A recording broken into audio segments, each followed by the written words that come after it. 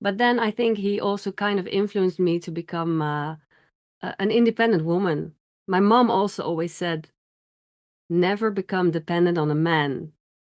Do your own thing, study, and get a good job, so you will never have to be financially dependent on a man. This is a podcast called Walk, Talk, Listen. An attempt to connect people and make this world a bit better by sharing opinions and experiences based on the belief that everyone's perspective is true, albeit partial. My name is Maurice Blom, and I would like to welcome you to yet another episode of Walk, Talk, Listen.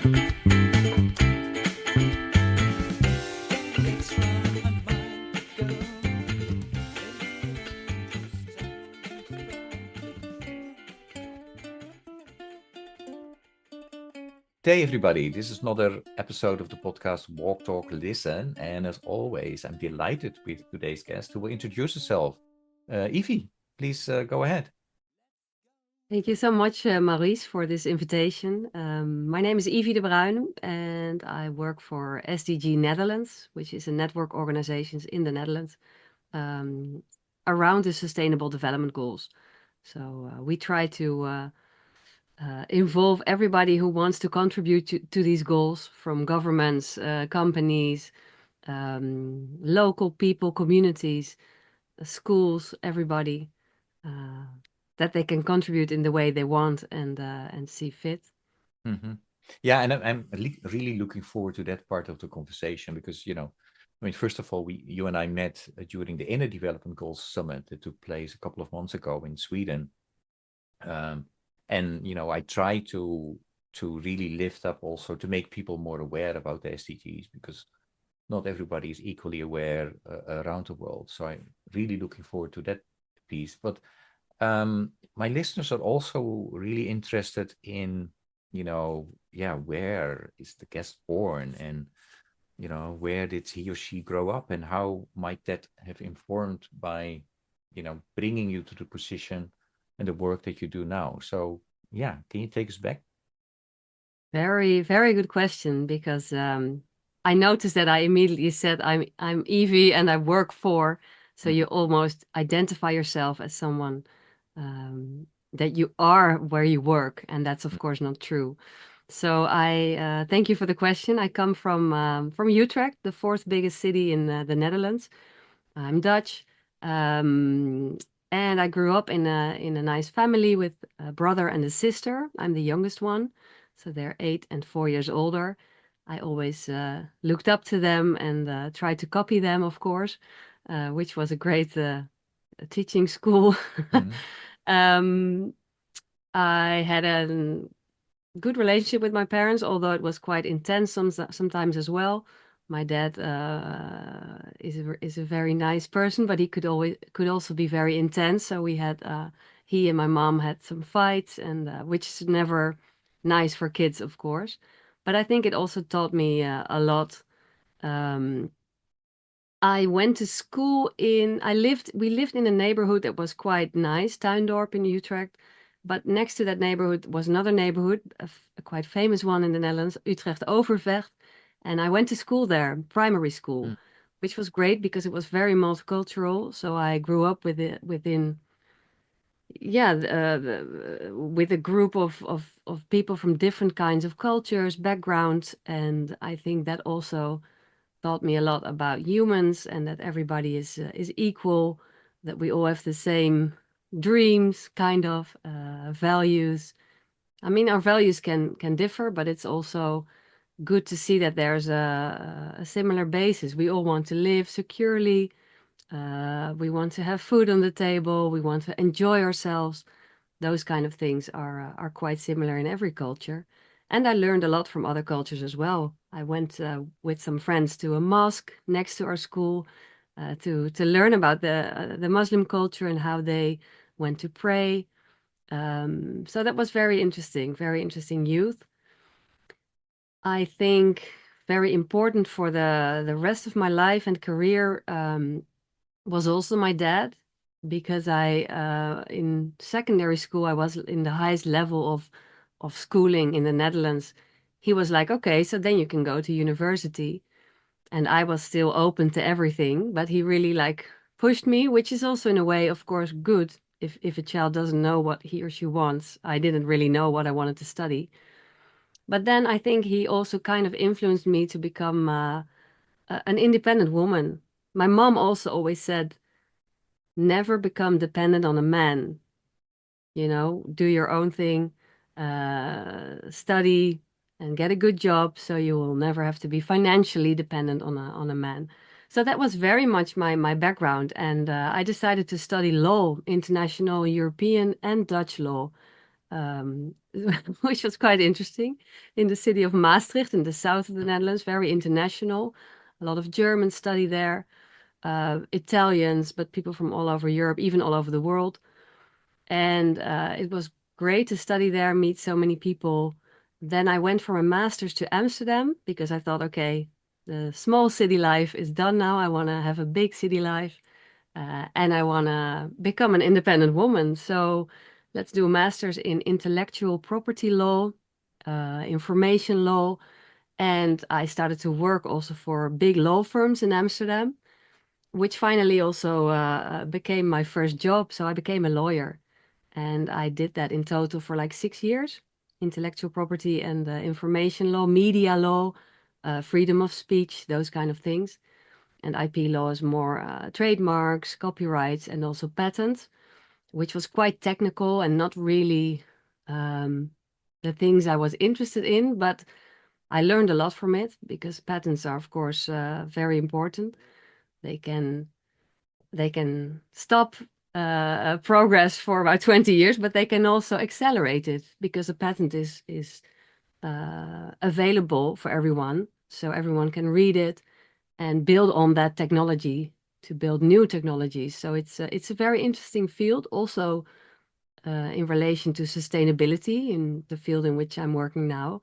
But in the end, I found out it is also through meeting my current husband, whom I've been together with for 10 years now. And when I met him, I worked as a lawyer, like almost day and night, weekends. I became this independent woman. But I noticed, and he really helped me in seeing that it was not the thing that I really wanted to do. It was not really me. So I discovered like, hey, there's also maybe something else for me in this world, or some other things that I can contribute to. I also had a very social side, which I really, well, I did some things. I volunteered in several projects, but it was all on the side. The main job was being a lawyer, working for big corporations. And well, long story short, I found out that it was not for me. I wanted to contribute more to the world. My husband is a leadership trainer, works for various kinds of organizations, NGOs, but also companies. And he has his own foundation, Che Amigo, it's called. It's a Spanish name. He's Dutch, but it's a Spanish name because he started it in Argentina. I went also to Peru, Bolivia, and we decided to go to Colombia together.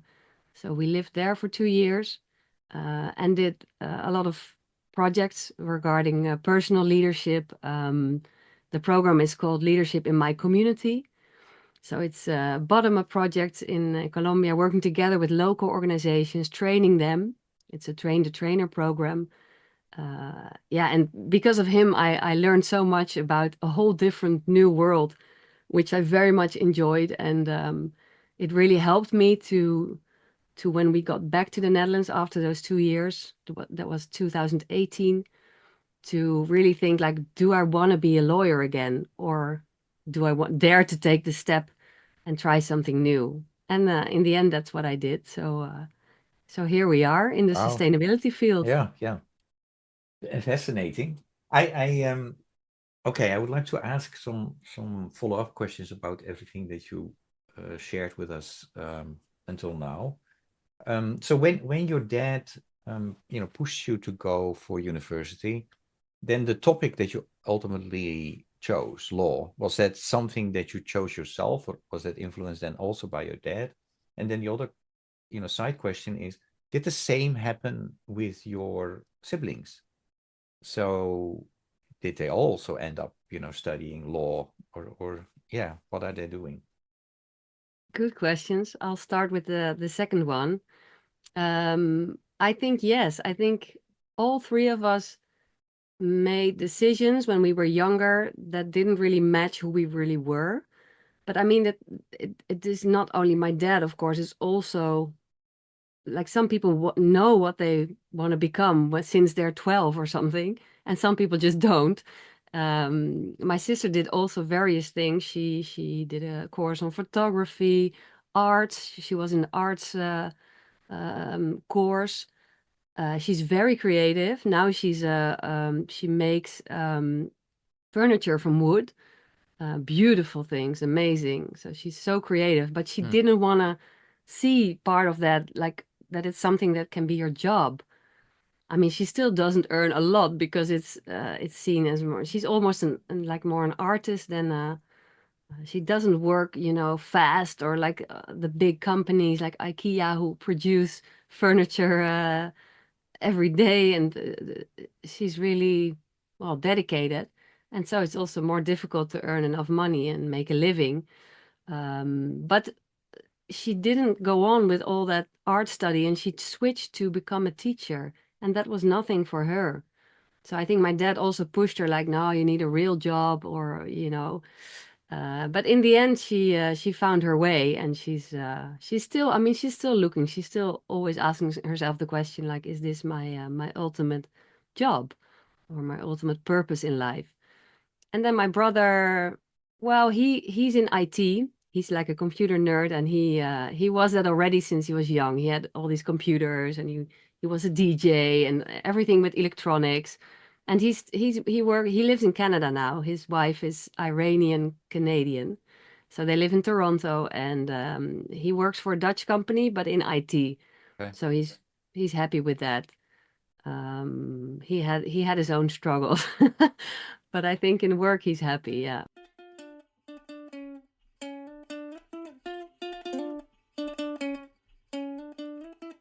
To study law. So was that the choice, you know, yeah, what was the role of your dad? Because what I understood from you, well, he did kind of say, go to university because as Yeah. a that's a good way to figure out what you yeah, to get into a profession and etc. Yeah. But the topic itself is, of course, did he leave?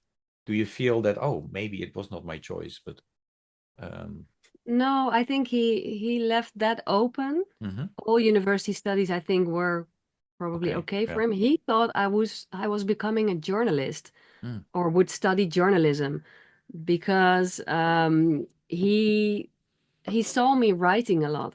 I wrote a lot of stories. I don't know, I made like my own newspaper on the computer. I had this program for it, and he he liked that. But I was like, no, I don't want to be a journalist. So that was quite clear. So he was not pushing that hard the direction, but what did happen was one day I visited I don't know, like an open day for universities, and I came home with a brochure from a University of Applied Sciences, which is not university. It's like one level lower. It doesn't really matter. It's more like practical, and that's what I really liked about it. And it had to do with society and law, something like that was the name. But it was not law in itself, of course, because that's a university study. But so I did always look for something that had to do with society at large. And I think law is always a good background. I also don't regret studying it and working in it. It still helps me every day with how to look at issues. Of course, don't only look at them from a legal perspective because there's so many more perspectives. But it is a very good angle. And I mean, I very much believe in law, and democracy needs law, legal rules that we have to abide by. Otherwise, these big societies, growing societies, can go in any direction. So No, yeah, I think it's still a very interesting background. Yeah. A quick question about Maastricht and Amsterdam, because uh, Maastricht University is known to be, the way way you're learning there is much more collective, right? Is that correct? Montessori type of system. Yes, Well, that's true. while Amsterdam is more, well, more the traditional way Yeah. in comparison. So how was that? Because you start in Maastricht. Yes, I understand it's a smaller town, although it's considered to still to be a city in within the world in the Netherlands. Um, that you chose to go in Amsterdam. But how was the change then from learning, the learning experience? It's a good question, but actually I don't remember big differences. The thing you refer to in Maastricht, they call it problem-based learning. So they're really proud of their concept, and it's yeah, I liked it a lot. You take actual problems and you learn from them instead of it all being theoretical. And you talk about those issues and so real life problems. But I do think that my master's that I did in Amsterdam was quite specialized. So it was not the main law field. It was also a different or like a specialized institute within the University of Amsterdam, which is called IVIR, Institute for Information Law, Instituut voor Informatierecht. And that's a very nice part of the University of Amsterdam. And they kind of do problem-based learning as well. So they took real problems, real intellectual property problems from companies, for instance, and learned from those. The teachers were they knew so much. They were very helpful and nice. So for me, it was not such a big difference. Okay. Just thanks for lifting up your husband, and he wrote a book as well. So maybe you can mention the title, and we make sure that we also mention it in the podcast notes, because I really think it's worthwhile. But I want to focus today on you and your experiences. But maybe a sidestep is for you to mention the title and for people to check it out. My question about the way you described what your husband did in terms of bringing you to the next step. Together you decide to go to Colombia, and then you come back and you decide to change jobs. Now, to stay within the realm of SDGs and IDGs, did he maybe, not by mentioning it because it didn't exist at that time, but did he open you up to look into your inner development? Definitely, definitely he did. I think he opened something in me that I was really interested in, but I just didn't know existed. I just didn't know. I was raised like, okay, you have to study, you get a good job, you get your life together, and hopefully a nice husband, and you make kids, and like more everybody wants that. It's not a bad thing, but the personal development part. Um, Perhaps sometimes for a lot of people is also something that comes later, maybe end 20s, even 30s. Some people even start with it in their 40s, 50s. That doesn't really matter, but I do think you could also start it earlier. But I was just very happy when I started to study in Maastricht. I left my parents' house and I went to Maastricht to live there. I was just so happy to leave home and to start this life on my own. And you're busy with all of that. And personal development was not really on my mind. So yeah, my husband Jasper really opened a new world for me. And I remember him talking about leadership. This word intrigued me so much. Uh, I was working as a lawyer day and night, so imagine like him talking to me about his work, and I didn't dare to ask him the question, "What is that leadership?" And now I know that that's a very valid question. What is leadership? It's not something that is just one thing. You can yeah, there's several definitions. Companies use it in a different way. personal leadership. So it's a fascinating field. But that was very interesting when I met him. So it helped me also probably fall in love with him and all the things he did. And I learned so much from him. So it was such an interesting journey.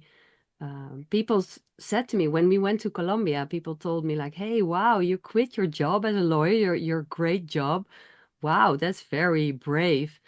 And I just was thinking like, okay, this is almost the easiest step in my life. But yeah, it helps when you're in love and you're doing it together, a project, and you're going on an adventure. I love adventure, so it's also in me. It was not that hard.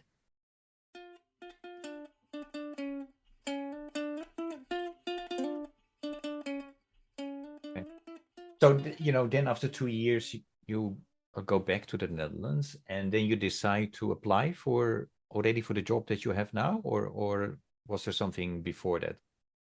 Yeah, there was something before that because we came back and I could do without money for several months, but then I would really need money again. But in those months, I tried to figure out what I wanted to do. Then I met this partner from a law firm, a small law firm. So I used to work for bigger law firms. This was a small law firm in Amsterdam, and he was going to go to Colombia as well. So we had this connection on that level. And he explained to me that they were very much into media law and they wanted to found a foundation to help victims of online shaming, that kind of stuff. Online bullying, there's a lot going on online, of course, as everybody knows, especially if you have children in the age between, well, when do they start to go online? 7, 8, even younger, or later, until 16, 17, 18. That's a very vulnerable period in your life. And you can be influenced by a lot of people online. Or when you're bullied, it can have a great mark on your whole life. So it's and the bigger social media companies, they don't really do stuff to avoid it. Especially back then Twitter, now X. It's just horrible what people say to each other, and it's because it's so easy. You're behind a screen and nobody sees you. You can even be have a nickname. Nobody will know who you are. So I was very interested in that, and he convinced me to combine being a lawyer with starting this new foundation. And we called it Stop Online Shaming. It still exists. But within a year, working again as a lawyer and to start this foundation, I found out that being a lawyer wasn't really for me. After those 2 years in Colombia, working on leadership in vulnerable communities, with local youth, women, I really thought, no, I have to do something also with my societal skills, my interest in societal issues. So I decided after a year, I decided to quit, to take a sabbatical, and to really find out, yeah, what I wanted to do. And then Corona came after several months of that sabbatical. So I was like, okay, now nobody's going to hire me. But then there was this vacancy with SDG Netherlands, and of course it's a foundation. So as a foundation, you have funds for certain years sometimes. So they had money, and Corona wasn't really a problem. And I applied via Zoom, and I got hired. So I think it was, in terms of IDGs, it was a very brave decision also from the director back then to hire me with a legal background, which was of course an interesting background. But I didn't have a sustainability background. And you would think like an organization like SDG Netherlands would just hire people who know about sustainability issues. And so I think it was very brave of her to hire me. And I'm still there. It's 5 years now. So I think from both sides, it was a good decision. Okay. And so yeah, tell a bit about, what is the foundation doing and what is your particular job within, the whole scheme of things? Within SDG Netherlands? Yeah, within the SDG, yes. I am a program manager and network coordinator. What do I do? It's a lot of things. We are a network organization, so we have various different kinds of networks working on the Sustainable Development Goals. You can think of a a steering committee. It includes 9 big umbrella organizations, Dutch organizations. So, for instance, the private sector is in there by two organizations, UN Global Compact, which is also known in the US, of course. So it's the Dutch branch, and CSO, the Netherlands. Then we have youth in there, so the Dutch Youth Council is in there. We have municipalities, so the umbrella organization for municipalities in the Netherlands. The research is in there, educational sector, all different kind of sectors. So the idea is that we can only reach the SDGs if we work together. So we need all of these branches with all their members to contribute. Of course, like 8 years ago or 9 years ago when we were founded, the idea was that through these umbrella organizations we could spread the word about SDGs. What is it? How do you work on sustainability? Because we need everyone. Everyone has to get involved. Then there is also, we have a network of 17 SDG alliances. I coordinate that network as well. So we get together 4 times a year, also with the steering committee, but also with the SDG alliance coordinators.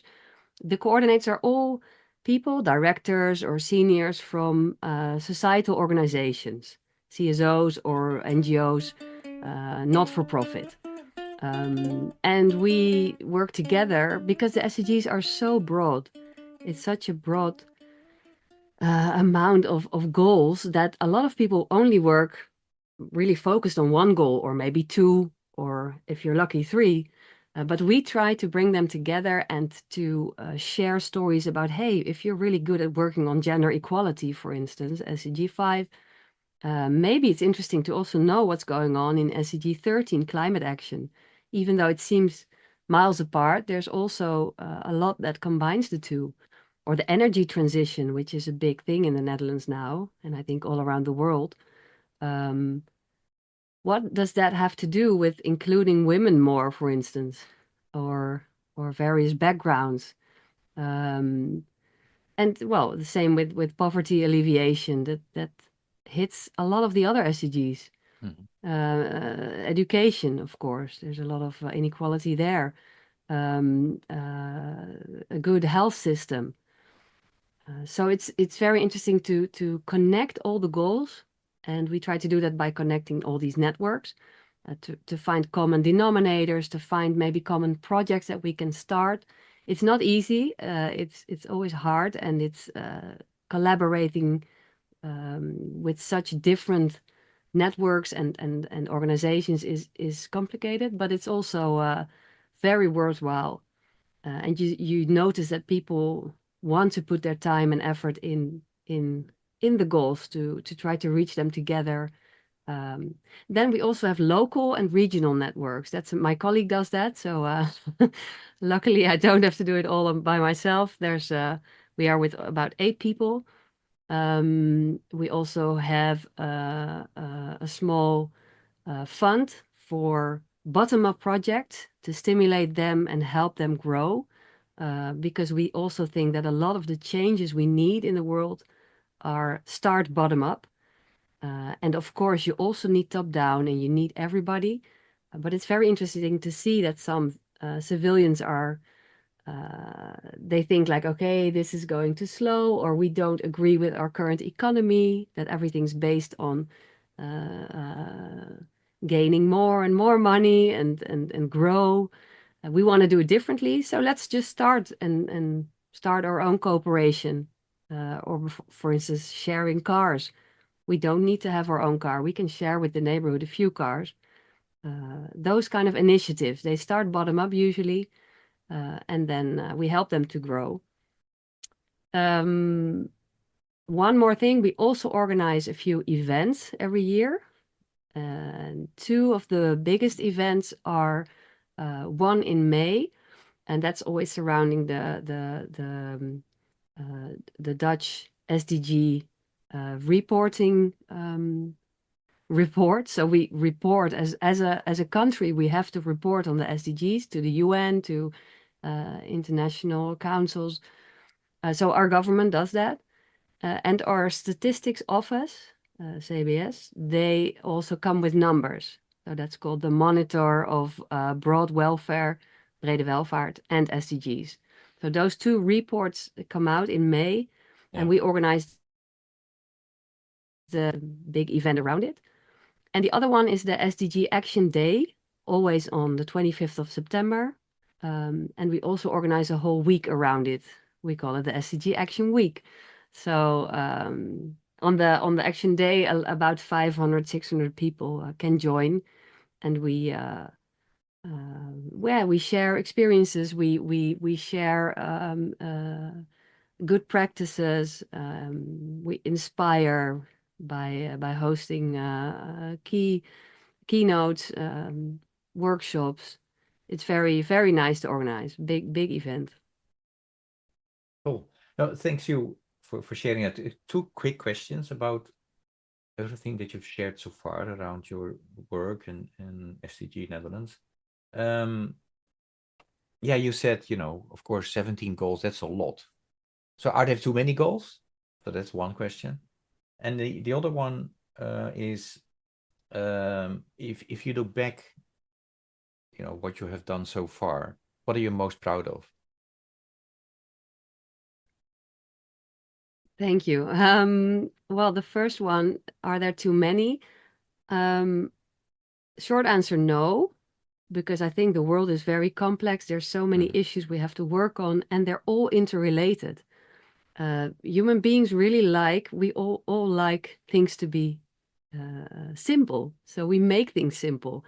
We try to put them in schemes and I don't know what.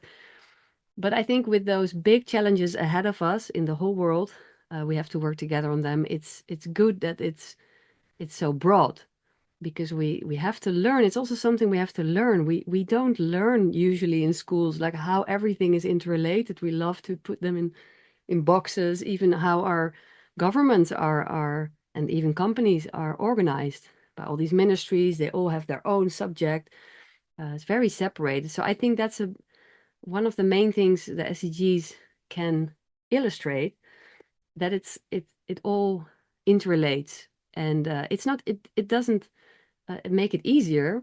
So not everybody likes that, but I think it's necessary to just be open and learn about, hey, okay, I know a lot about climate action. I'm in that field, but what can I learn from other fields, and how do they correlate, and how can I include that in my work? That would be a very good question for everyone to ask themselves, I think.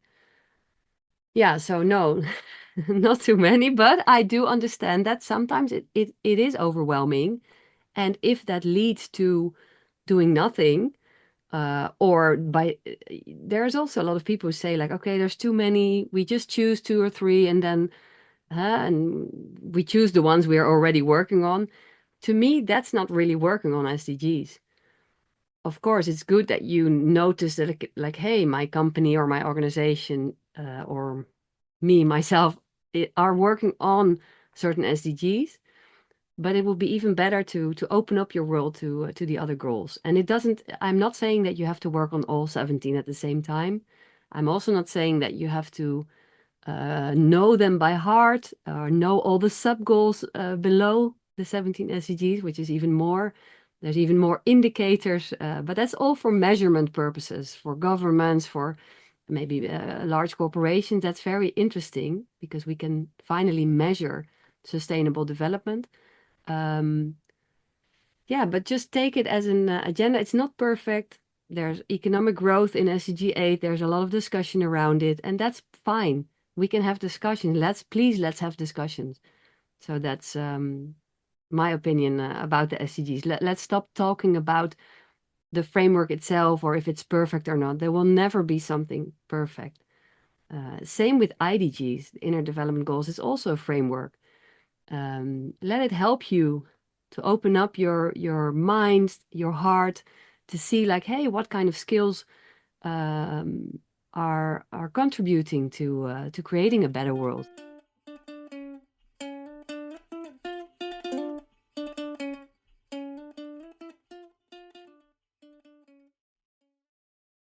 Can you tell the listeners a little bit about summarize what are the IDGs, the Inner Development Goals, and why did it come about, according to you? Yeah. Definitely. And I can also maybe explain a little bit about how I see the relationship with the SDGs, because a lot of people ask questions about that. Let me start with that, because when you talk about SDGs, and we were talking about that there are so many, and that people like it to become more dense or easy to grasp, I see three main pillars if you want to work on sustainable development over the last few years. The first one is solutions. So we need concrete, practical approaches, technological solutions, advancements, innovation, which was my former field in, patent law, knowledge development. So schools, universities, they all work on that.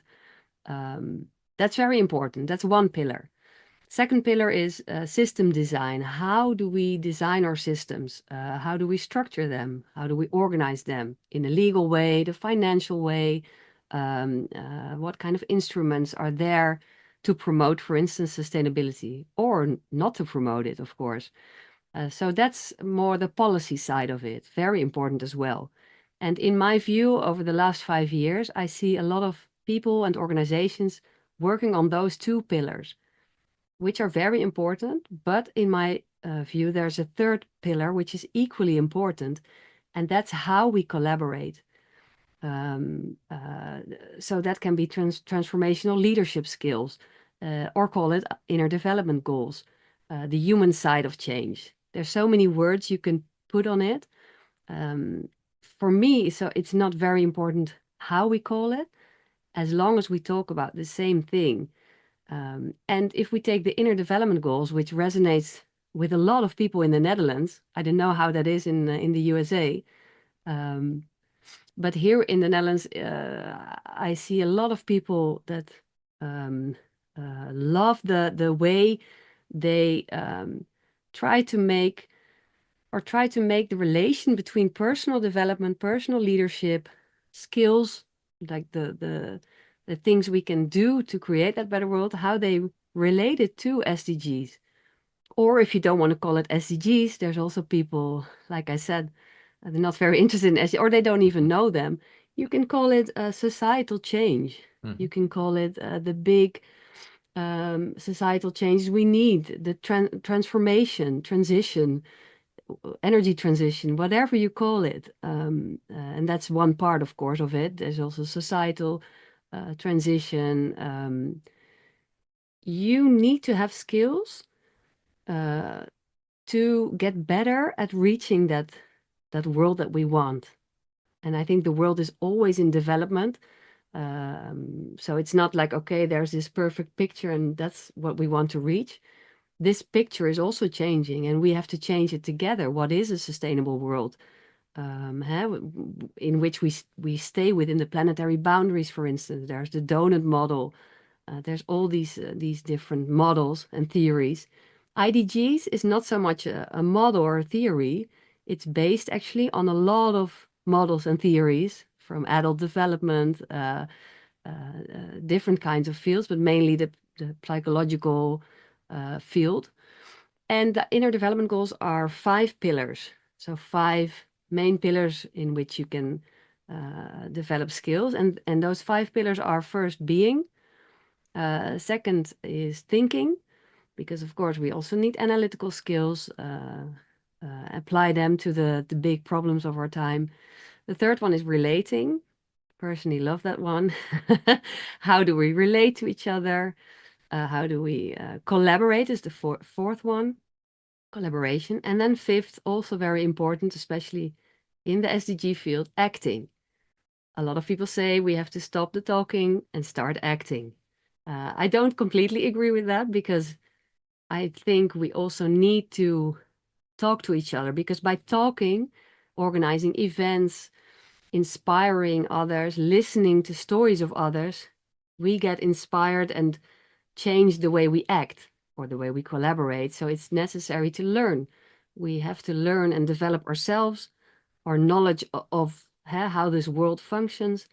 And then I think our actions can become better. So So these 5 pillars, and they have 23 skills underneath them. You can look them up at innerdevelopmentgoals.org. It explains it all. It's just a starting point. You can take those 5 pillars and start thinking about, hey, which is the pillar that I'm familiar with, that I'm naturally good at?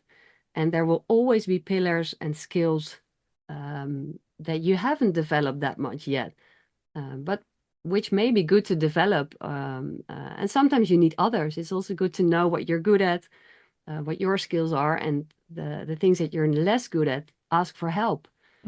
Do you know how to do that? For instance, me, I'm very, like, I was raised to become independent. For me, it's very difficult to ask for help. I want to do everything on my own. So what can I do? How can I learn to ask for help, to put it simply? So that's really, in Yeah, short, great. the No, relationship thanks. between IDGs and SDGs. Yeah. No, thanks a lot for that. It's really helpful. I do want to go back to the question that I asked you then also about what are you most proud of in, since working for SDG Netherlands. And maybe also keeping not only the SDGs in mind, but also the IDGs. So yeah. What is it? If somebody would ask you, well, I'm asking you, what are you most proud of? I think what I'm most proud of is the way I can connect people, organizations. So I can mention concrete projects, or I could Yeah. mention, but I think if you talk in IDG terms, that's probably the thing I'm most proud of. Like, and also finding out that quality of of me is something worthwhile. It's something that that is necessary, because I was at least raised, and I think a lot of people like, hey, you need to do something concrete. But I think relating, that's why I like that IDG pillar so much, is equally important. How do you talk to people? Are you really interested in them? Do you ask them questions? So sometimes it takes time to build up a relationship with someone. And sometimes you don't know in the beginning what it will give you. In business, for instance, we learn if you do something for someone else, you have to get something back, in short. That's very much something that is very normal in our current world. What if I give something, what do I get back?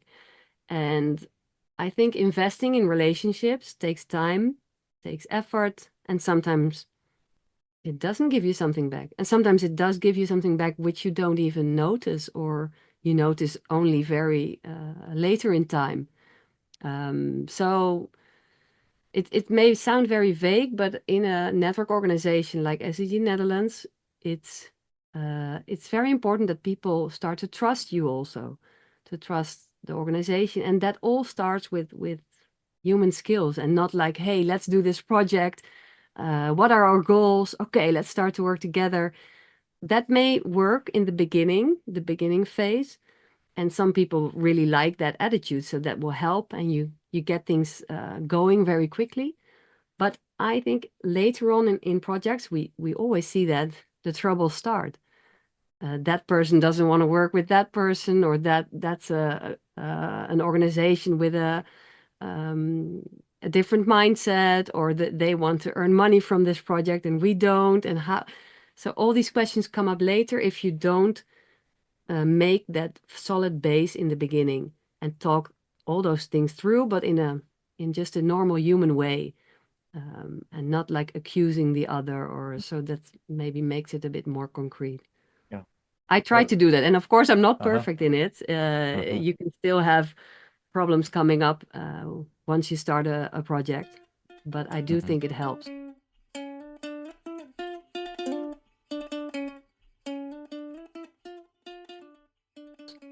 Yeah. No, thanks for that. And I really resonate with that. I think from the walk, talk, listen part, it's the listening part. Many of us, I think, are not really listening because we are so occupied with our own opinion or quickly come, even if you have said half a sentence, oh, this is what it is. So and that starts with working on that, is trying to connect with people, to really listen. I what I've learned from Ken Wilber, the philosopher I like, is that nobody can be wrong 100% of the time. So if that's the case, then there is always a possibility for connection and dialogue, although it's not always easy. I can come up with a list of people that I find it very difficult to find that 0.5%, to start a dialogue. I have a couple of questions that I always ask Evie, and so I would like to do that with you, because this podcast is a spin-off of a 100-mile walk that I started 2011, 2012, and often I'm accompanied by other people, and then we talk about life and why are we here on Earth. And well, I still did that walk during COVID, but I was not able to walk with others, so that's how this podcast came about. So this virtual walk. So my first question is, I'm trying to connect you not only with the listeners and with me, but I also try to connect you with the previous guest. And the previous guest is a question for you. My question for the next guest would be, at the end of your life, what would matter most to you? What is the legacy that you would like to leave behind? Wow. Legacy, that's a big question. And it's actually two questions. I think what will matter most to me at the end of my life is the quality of my relationships with different kind of people throughout my life. Of course, first and foremost, I hope to have put two human beings on this earth. I already have one, my son, 2-year-old son, and I'm pregnant right now of a daughter. So I hope to have put two human beings in this world who are loving individuals, who know who they are, and who do whatever suits them best to contribute to this world, and not do something because somebody else wants it or it's expected of them, or they think it's expected of them. That they're open toward other human beings, especially maybe people that are not directly in their own bubble. So yeah, openness, I think it's very important. Yeah, next to my children, I hope to have inspired maybe a few people in this world to believe in who they are, to live up to their full potential, and thereby contributing to a more fair and sustainable world, and that people yeah, connect more to nature. So what you do with the walks, it's amazing. I think walking and meeting new people and talking to them, learning from their backgrounds, the way you interview people is very interesting. And yeah, I hope I can. That will be my legacy. I think that's enough. Okay, great. Thank you so much. Yeah, your question for the next guest. My question for the next guest is, when was the last time you were deeply touched by a song or a musical piece, and why? I like that question, because the listeners know I always have a question about music as well. So I will ask that question to you then straight away. And that is, if I ask you to come up with a song or a piece of music that best embodies what you're about for a big part, yeah, which song or piece of music would that be, and why? I think it would be very hard to choose one song or piece of music. Okay. Yeah. Because I think a lot of people are more than one thing. And there's, of course, songs that are about more than one thing. But I actually have 3 songs in mind that very inspire me at this moment, because it can change. I love music. I love to listen to music. I'm a very busy person. I do a lot of things. I'm in connection with a lot of people. So music really helps me to get back to myself or to relax, and different kinds of music can bring you in different kinds of state. So I try to choose different kinds of types of songs. The first one is Dutch.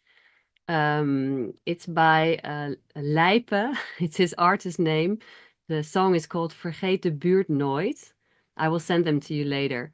And It's about never forget your neighborhood or where you come from. It's like a rap, maybe some hip hop. And I heard the song after watching a documentary about Selma Omari, Mhm. who is a multicultural woman from the Netherlands, multicultural background, and she was from an underprivileged neighborhood, and she became a famous singer. And the documentary is about her, how she did that, and how other youth in her neighborhood are inspired by her. Mhm. Of course, they love the money involved. Once you start to earn a lot of money, a lot of her songs are about earning money. Um, but she's such an inspiration. I loved her documentary, and it ended with this song from Lijpa, "Don't Forget Where You Come From, Your Neighborhood." And it's just, I love the song. It's very worthwhile listening to. Maybe even if you don't speak Dutch. Yeah. The And so sec that has to do with, do you have to remind yourself that you should not forget where you came from? Or is there another um, reason? yes, I also think it's important because sometimes it depends where you come from, of course. Mm. Well, like I told you before, I come from a quite a good neighborhood in Yeah. Utrecht. But I was also a lot of the time in this neighborhood next to it, which is kind of underprivileged, oh, Mm. Utrecht Overvecht. Yeah. And once you start studying and you go to university, you really lose your connection with that part of the Netherlands. Mm. I mean, people in the world obviously think that the Netherlands is very rich. We are a rich country. We are very developed, but we also have other privileged areas. We also have problems with inequalities, with poverty, with and all the kinds of issues that come from that.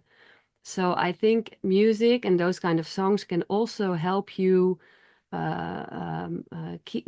stay connected or get connected with communities that you're normally not connected to. And that's for me, yeah, one of the things. It reminds me of my youth also. I don't want to forget that part. I don't want to forget those people and try to do what I can to yeah to help a few of them if you're not Mhm. as privileged as I see myself. Okay. And we will add that song to a playlist that we developed with all the songs that were selected by the guests. It's if you go to Spotify, it's hashtag Walk Talk Listen, and you can find all the songs. But you wanted to pick two other songs as well, right? Can I add them as well? Oh my God, thank you so much. The second one is Spanish and the third one is English. So the second Okay. one is Bomba Estéreo, Mhm. Somos Dos. It's two of us. I speak Spanish, of course, because we lived in Colombia. We still have projects there with our small foundation. I love Spanish and I love this song. It's a beautiful song, very well known, I think. A lot of the listeners will know it, about loving someone dearly. And I met my husband 10 years ago.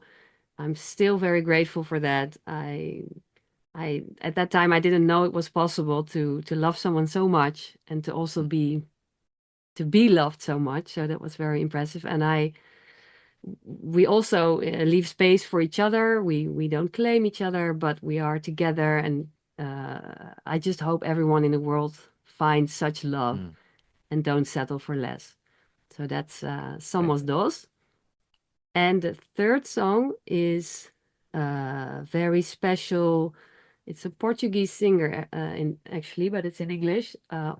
Omkara is her artist name, and the song is called Remember. And it's about remember who you are, remember what you are. So it's an invitation to really embrace who you are and where you're from. And this song really helps me to unwind from busy daily life. Um, and once you put it on and you close your eyes, it brings you just in a different mental state. And it's a reminder that through ups and downs, there's this underlying great love, which is what you truly are. And we tend to forget it. And it's easy to forget it by all the daily stuff that's going on. And it's easy to get lost in that daily stuff. But yeah, it brings me to a state of peace and contentment. And that's sometimes very necessary in this busy and ever-changing world with all the challenges that can also make you sad sometimes. It's beautiful. And it also reminds me of a good friend of mine passed away a few months ago. Mm. He was 42. And this song Sorry. was played at his funeral, so it really hit me. But it's also beautiful to take that with you. Like, hey, life is short. Mm. It can end any day. So make the most of it and get to know yourself. That will help you to contribute to this better world.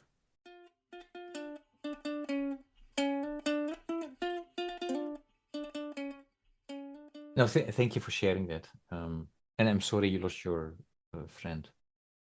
I took already a lot of your time, and I know, I'm really grateful that you were willing to talk with me today, because you're still recovering and, still don't feel well. And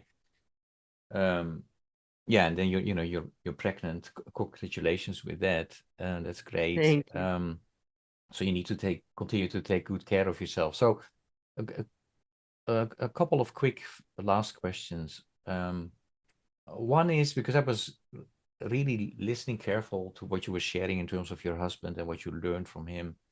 But what came to my mind is, if I would be interviewing him and asking him, what did you learn from Evie? What would he say? Wow, beautiful question. It's funny because I asked him that a few years ago, and now I really have to think what he answered.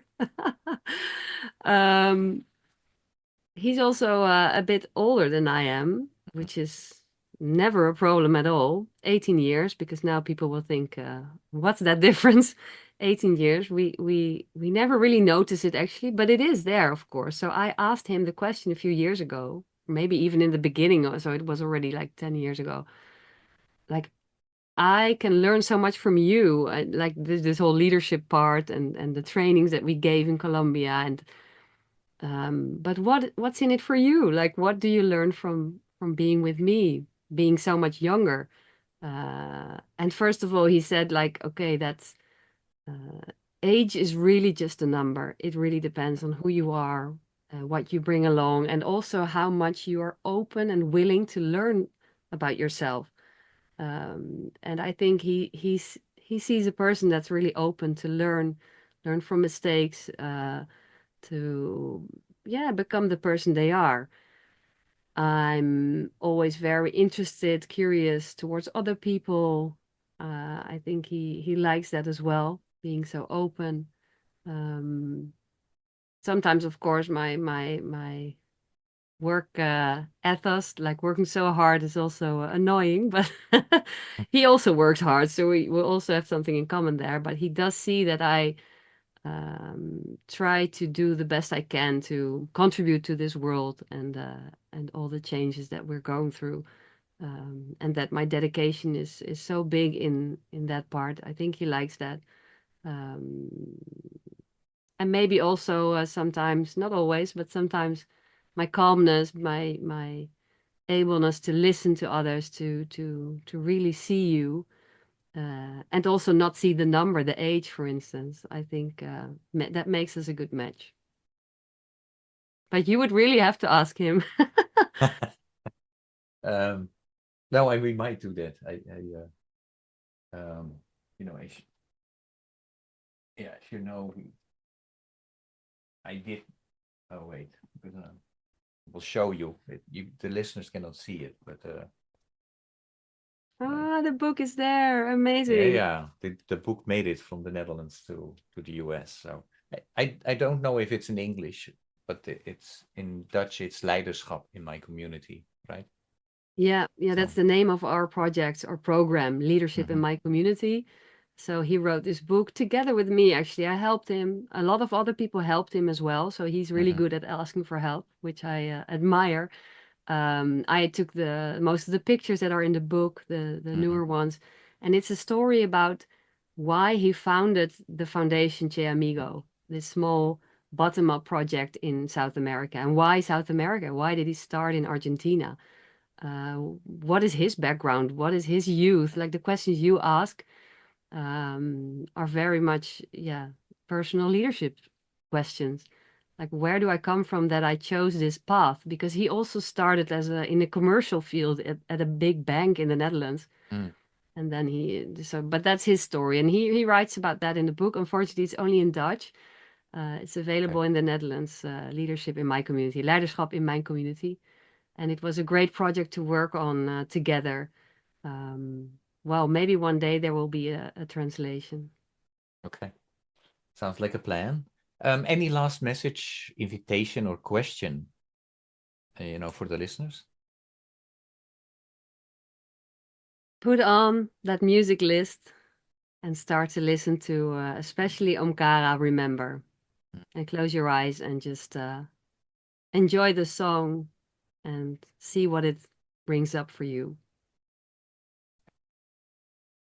Before I thank you for today, any question that I did not ask, but I should have asked you? No, I think it was a beautiful conversation. Thank you so much for asking me all these questions and for the listener for listening to it.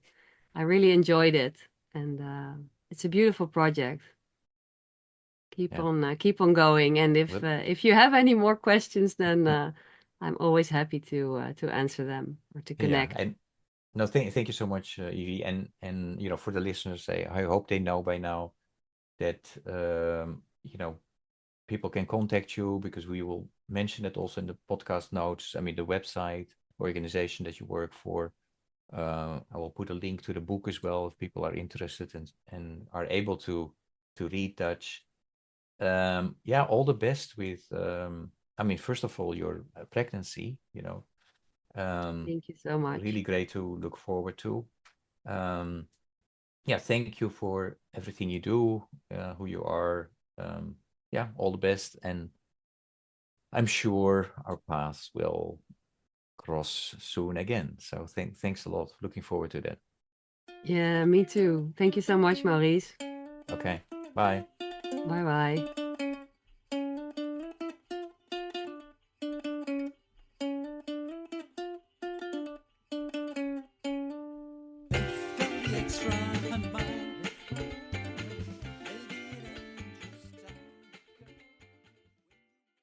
Thank you for listening to Walk, Talk, Listen. Please check us out on 100mile.org or follow us on Facebook or Instagram.